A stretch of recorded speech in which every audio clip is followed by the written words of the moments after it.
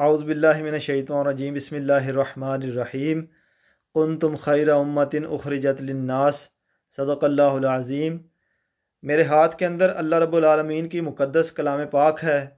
جس کے ایک ایک حرف کے اوپر ہر مسلمان کا یقین اور بلکہ یقین کامل ہے،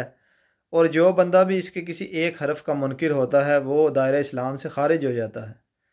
اللہ تعالیٰ نے اس کے اندر ارشاد فرمایا ہے کہ ہم نے بہترین امت، جتنی بھی امتیں تھیں سب میں سے بہترین امت، کنتم خیر امت اخرجت للناس، کے لوگوں میں سے سب سے جو بہترین امت تھی وہ رسول اللہ صلی اللہ علیہ وسلم کی یہ جو امت ہے، اس کے لیے اللہ تعالیٰ نے یہ آیت جو ہے نازل فرمائی ہے۔ تو کیسے ہو سکتا ہے کہ جو امت سب سے افضل ہو تو اس کا نبی وہ سب سے افضل نہ ہو، اور اس نبی کے صحابہ دوسرے انبیاء کے صحابہ سے افضل نہ ہوں،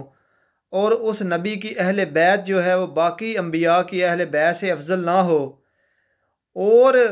نبی کریم صلی اللہ تعالیٰ علیہ وآلہ وسلم بھی افضل ہوں، اور یہ کلام مقدس بھی افضل ہو، اور نبی پاک صلی اللہ علیہ وسلم کے صحابہ بھی افضل ہوں، اور نبی پاک صلی اللہ علیہ وسلم کی اہل بیت بھی باقی امتوں سے افضل ہو، تو یہ کیسے ممکن ہے کہ اس نبی کے امت کے جو اولیاء اللہ ہیں وہ باقی امتوں سے افضل نہ ہو؟ یہ جس بندے کی عقل کے اوپر پردہ پڑ جائے، یا بندہ اولیاء اللہ کا دشمن یا اولیاء اللہ کا منکر ہو جائے، تو وہ بندہ ہی نعوذ باللہ اولیاء اللہ کے خلاف بکواس کر سکتا ہے، جس نے قرآن پاک کے اندر سلیمان علیہ السلام کے ایک قریبی ساتھی سلیمان علیہ السلام کی امت کے ایک ولی آصف بن برخیہ کا واقعہ پڑھا ہو، اور تخت بلقیس کے بارے میں جانتا ہو کہ آئین تطرف، انہوں نے اتنا سا ٹائم لیا کہ آپ آنکھ جھپکیں، یہ اس طرح کرنا بھی آنکھ جھپکنا ہوتا ہے، اور ایسے کرنا بھی، اس کو بھی عربی کے اندر آنکھ جھپکنا کہتے ہیں، آئینہ تطرف کہتے ہیں۔ اتنی سی مقدار کے اندر آصف بن برخیہ جو تھے بلقیس کے اندر داخل ہونے سے پہلے گئے بھی اور آئے بھی، اور تخت بلقیس بھی لے کر آئے۔ تو جو اللہ تعالیٰ کی ذات نے خود قرآن پاک کے اندر یہ چیز بیان کی ہے، اگر اولیاء اللہ کے پاس کوئی پاور نہ ہو، کوئی طاقت نہ ہو،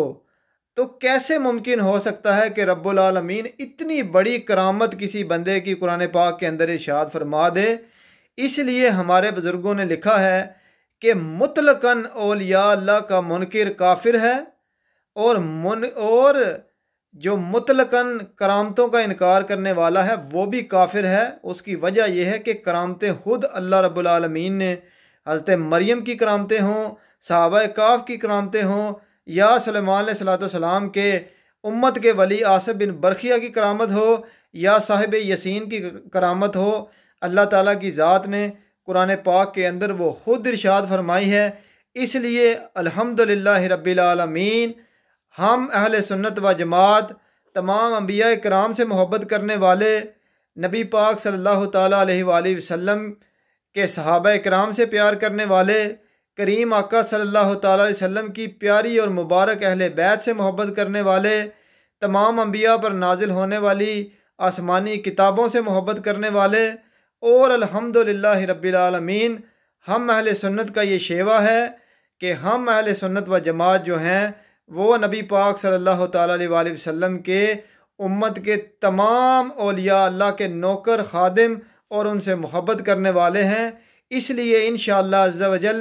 اس جہان کے اندر بھی اور اگلے جہان کے اندر بھی قیامت والے دن ہمارا بیڑا اللہ رب العالمین کے فضل و کرم اور نبی کریم صلی اللہ علیہ وسلم کی شفاعت سے پار ہوگا۔ السلام علیکم ورحمۃ اللہ وبرکاتہ۔